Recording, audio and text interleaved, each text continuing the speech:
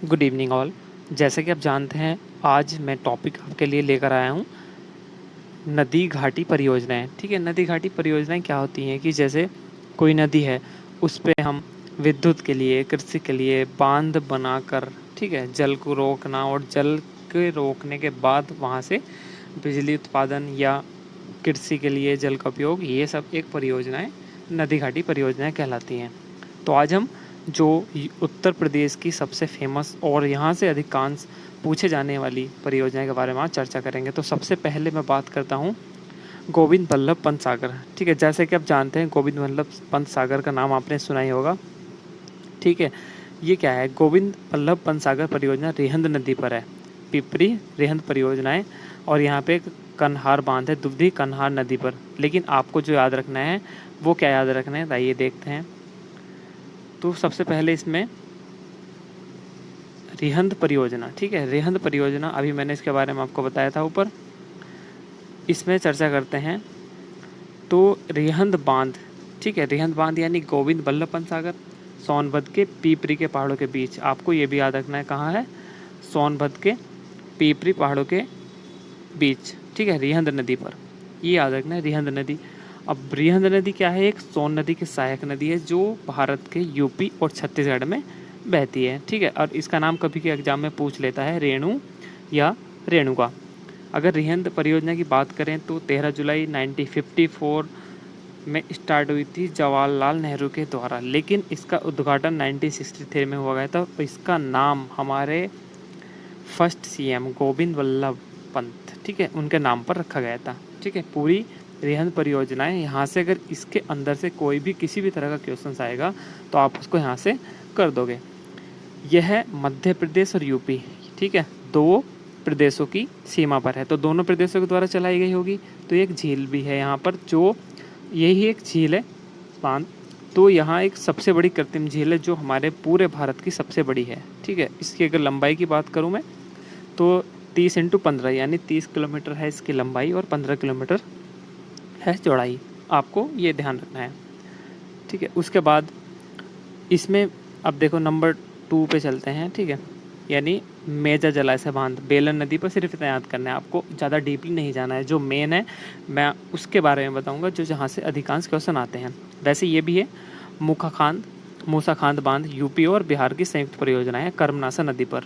ठीक है, अब लेकिन एक ये थोड़ा खास है राजघाट। ठीक है, राजघाट बांध परियोजना बेतवा नदी पर है, ठीक है, ललितपुर में। और ये यूपी और मध्य प्रदेश से, आपको ये याद रखना है किसकी संयुक्त परियोजना है ये, उत्तर प्रदेश और मध्य प्रदेश से। ठीक है, अर्जुन बांध की बात करें तो अर्जुन नदी पर महोबा, कोई खास नहीं है। अब खास है माता टीला बांध बेतवा नदी पर। यहाँ से क्वेश्चन आया है, क्यों? क्योंकि ये झांसी में है और झांसी में रानी लक्ष्मीबाई बांध भी इसको कहा जाता है। ठीक है, माता टीला बांध कहाँ है, कभी भी पूछ लेता है। तो आइए इसके बारे में देखते हैं विस्तार से। माता टीला बांध, ठीक है, माता टीला बांध यह बहुउद्देशीय परियोजना कौन सी नदी पर है? बेतवा नदी पर। इसकी लंबाई की बात करें तो मैंने लिख दी है 590 किलोमीटर। अगर इसकी बात करें 1958 में मध्य प्रदेश और यूपी की सरकार, ठीक है, दोनों की ये भी सहायक है। और इसका नाम मैंने ऊपर आपको बता ही दिया। अब ये निकलती कहाँ से बेतवा नदी? पहली चीज़ तो यमुना की सहायक नदी है। दूसरा, ये मध्य प्रदेश के रायसन से इसका उद्गम होता है और ये हमीरपुर के निकट यमुना में मिलती है। इसके किनारे पर सांची और विदिशा। अब मैं हमीरपुर दिखाता हूँ आपको मैप में, आप देख सकते हैं ये हमीरपुर है। ठीक है, तो ये यहाँ पर यमुना में। अब नेक्स्ट है, इसके बाद और भी है यहाँ पर, एक है मौधा बांध, कोई खास नहीं है। देखो सब चीज़ों को आप कहाँ तक याद करोगे? सब चीज़ों को कहाँ तक याद करोगे? लेकिन जो मेन है वो याद करो। 5 या 4 परियोजनाएं ऐसी हैं जहाँ से अधिकांश क्वेश्चन आते हैं, दैट्स इट। अगर इसकी बात करूँ गोकुल बैराज परियोजना यमुना नदी पेयजल के लिए, तो नाव मैं आपको बताना चाहता हूँ कि मैं गोकुल बैराज परियोजना के बारे में काफ़ी हद तक जानता हूँ, क्योंकि यहाँ पर मैं पिछले 6-7 महीने से रह रहा हूँ। तो गाइज़ ये यहाँ मेरा इस टाइम निवास स्थल यही है। और इसमें ये मथुरा में, जैसे कि आप जानते हैं, मथुरा में जैसे कि आप जानते हैं सबसे ज़्यादा मंदिर यहाँ हैं और यहाँ पर वर्षा वगैरह भी नहीं होती है। ये खास चीज़ें, यहाँ की गर्मी बहुत ज़्यादा है। तो ये गोकुल बैराज परियोजना क्या आती है कि मथुरा में पानी की बहुत समस्या होती है।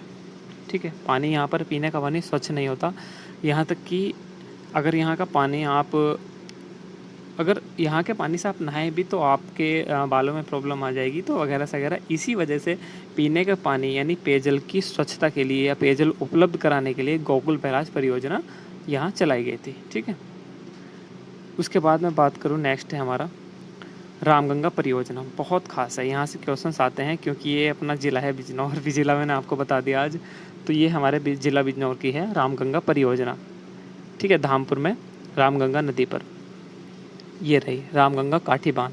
इसके बारे में जान लेते हैं विस्तार से, ठीक है।